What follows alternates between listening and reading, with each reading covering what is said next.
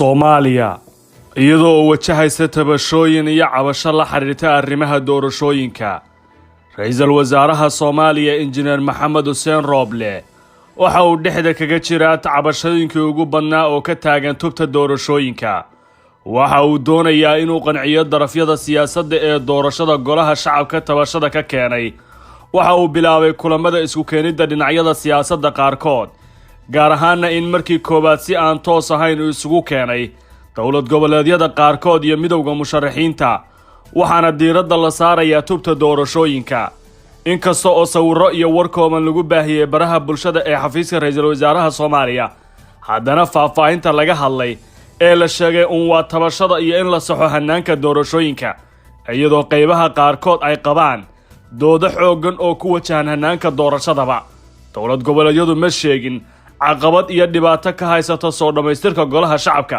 qaarkood ayaana ku dooday inay isniinta nagu soo wajahan hal mar sii gudbin doonaan dhammaan liiska xubnaha golaha shacabka ee xaggooda ku maqan, kuwaasoo sheegay inay doonayaan in hal mar la dhammaystiro doorashada oo dib u dhaca iyo tiro kooban sii deyntaba aysan doonayn inay qayb ka noqdaan. waxaana qaarkood ay ku booriyeen darafyada kale in la dedejiyo dhammaystirka golaha shacabka, iyadoo dowlad goboleedyada qaarkood ay maanka ku hayaan in haynta xildhibaanada ay tahay mushkilad weyn oo siyaasadeed haddii aan loo helin in marka la dhammaystiro gebi ahaanba doorashadooda muqdisho loo dareeriyo. xubnaha midowga qayb ka mid ah waxa ay soo jeediyeen in habraacyadii ugu dambeeyey ee agoosto sanadkan lagu gaaray muqdisho meeshaba laga saaro, isla markaana la muujiyo doorka beeluhu ay leeyihiin, lagana dhex saaro dowlad goboleedyada awoodooda xubnaha xulidda ergooyinka iyo qaabka ay ku imaanayaanba. in shaqada guddiga heer federaal ee fiit ee doorashooyinka lagu soo celiyo awoodaha loo raray guddiga heer dowlad goboleed ee siit, ayna tahay intaasi dadaalkeeda la galo oo ugu dambaynta jaangoynta dhammaan arrimaha doorashooyinka iyo kuraastaba ay leeyihiin guddiga fiit ee heer federaal. 3. in lacagaha laga qaadayo dadka soo maraya dembi la'aanta CID-da ee ergooyinka meesha laga saaro, ama ugu yaraan ay jirto shuruuc cad oo aan lagu burin karo xaqulahaanshaha ka qaybgalka codaynta ee qofka. 4. in ergada 101 ay tahay inay madasha joogaan oo kursi kasta ay dooran karaan tirada oo wada joogta, ha yeeshee 67% tirada aan cidna laga yeeli karin. 5.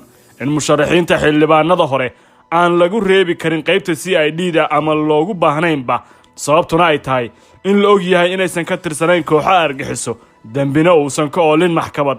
iyo qodobka ugu dambeeya oo 6.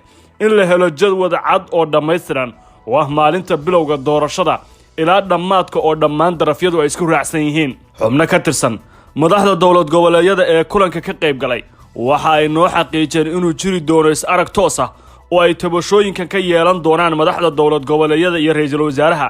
waxaa kale oo aan ka soo xiganay inaysan dowlad goboleedyadu dhowr qodobba aqbali doonin wax ka beddel lagu sameeyo. 1. in laga tanaasulo habraacyadii 22 Agoost ma aqbalayaan.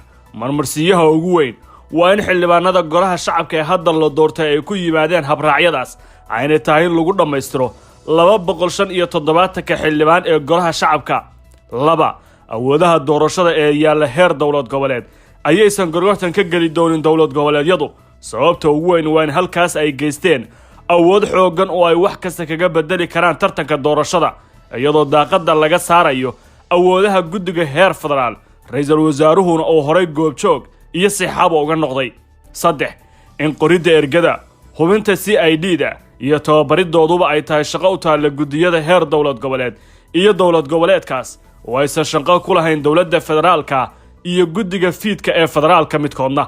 ugu dambayn, halka qodob ee Rooble iyo dowlad goboleedyadu isla raacsanaayeen waa in doorashada la dedejiyo oo aan hakad la gelin, balse midowga musharaxiinta 3 xubnood ee ka qayb galay kulanka 2 ka mid ah ayaa dalbanayay in doorashada la hakiyo, halka musharaxa kalena uu dalbanayay in la saxo geedi socodka, iyadoo aan waqti dambe laga lumin shacbiga Soomaaliyeed, ayna tahay muddada kala guurka in la dedejiyo si dalku u yeelan lahaa hay'ado sharci ah. dhammaan tallaabooyinkan iyo kulamadanba waxa ay ku soo beegmayaan xilli beesha caalamku ay ka walaacsan tahay daahitaanka dhammaystirka xubnaha golaha shacabka 24 Diseembar oo ay sugayeen in la dhammaystirana ay naga xigta 4 maalmood oo qura, iyadoo ugu dambayn mudanayaasha baarlamaanka aysan weli dhammaystirmin kala barna gaarin xataa. ma jeceshahay inaad barato qur-aanka kariimka ah iyo culumta shareecada ugu kaalay markaska Nuurayn online oo baro adigoo gurigaaga jooga qur-aanka higaada iyo culumta kale islaamka wixii faahfaahin kala xiriir nambarada shaashada kaaga muuqda